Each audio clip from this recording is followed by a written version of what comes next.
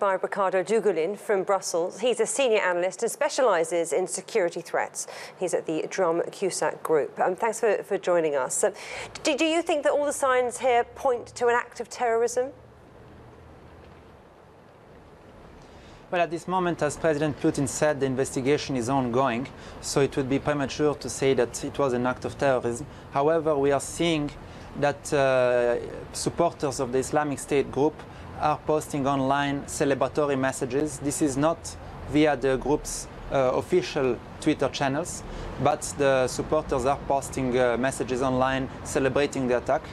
And these explosions and these kind of attacks have been carried out in the past by radical Islamists, either linked to Al-Qaeda or linked to the Islamic State group already in Russia. And so that there is a probability that this attack was an Islamist attack. How hard is it to secure metro systems? I'm just trying to gauge how likely it is that a bomb can go off in a metro station with the security that's already in place.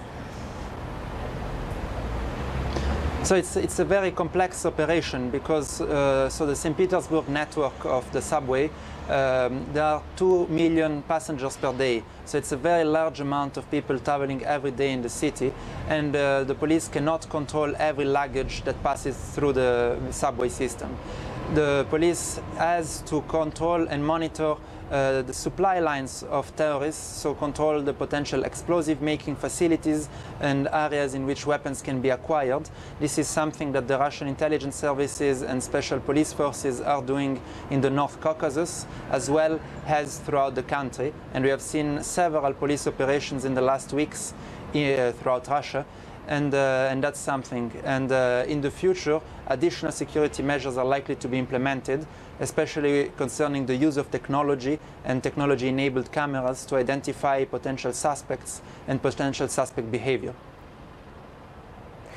So looking at what they're going to do next, what governments can do to secure metros in high traffic areas like in St. Petersburg, what is feasible? You're mentioning there technology and luggage. Is it really feasible to limit commuters like that?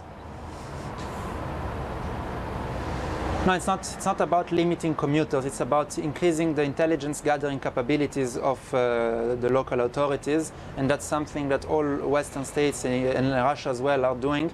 So increasing the number of counter-terrorist raids targeting potential groups that may be planning attacks.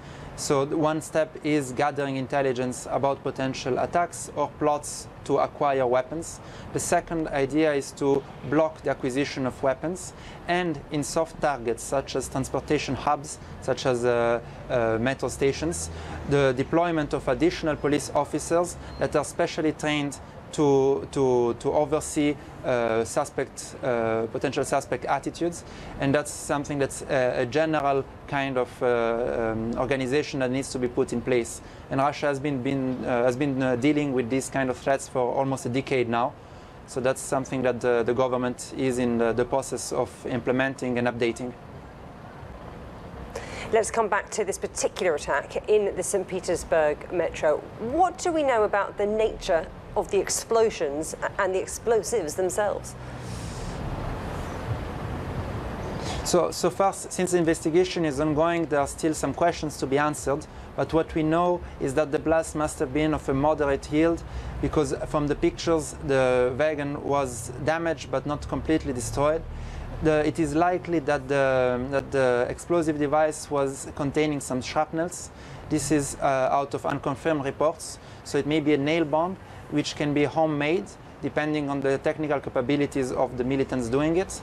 And if it was a nail bomb, then it would confirm that it was carried out with the objective of causing mass casualties. And that's the case for the information that are being issued in an unofficial way for the explosion.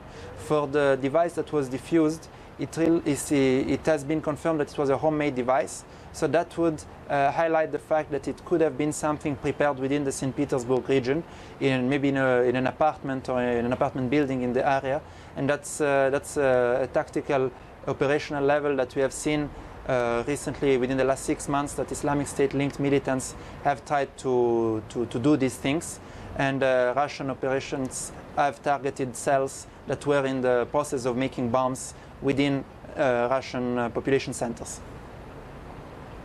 I'm interested to talk a little bit more about what you've been saying about intelligence gathering, especially when it comes to using the metro and those softer targets like metro systems, as you mentioned before. We've seen limitations being introduced on aeroplanes. Certain destinations, people can't take their laptops, can't use their tablets in the way that they could have done a few months ago.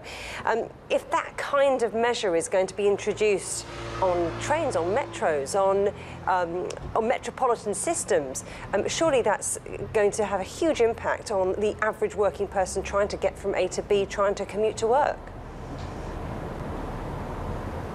It is unlikely that these measures, these very time-consuming measures, will be implemented in metro systems and metro networks for the simple fact that it cannot be fully implemented. So we cannot check luggages of every single traveler that takes the St. Petersburg subway network, or the Moscow one, or the London one for that case. And so it is likely that if intelligence services get an imminent threat warning, then the system will be shut down, or some measures will be taken in the very short term and for a very brief period of times.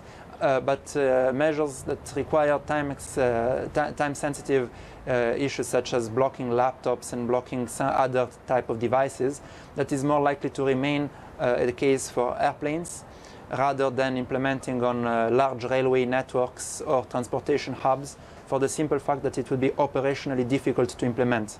Other ways of doing it could be more efficient, such as monitoring the threat before it materializes in areas in which the terrorists may be manufacturing the weapons. Well, Riccardo Dugulin in Brussels, we're going to leave it there for now. Thank you ever so much. Thank you.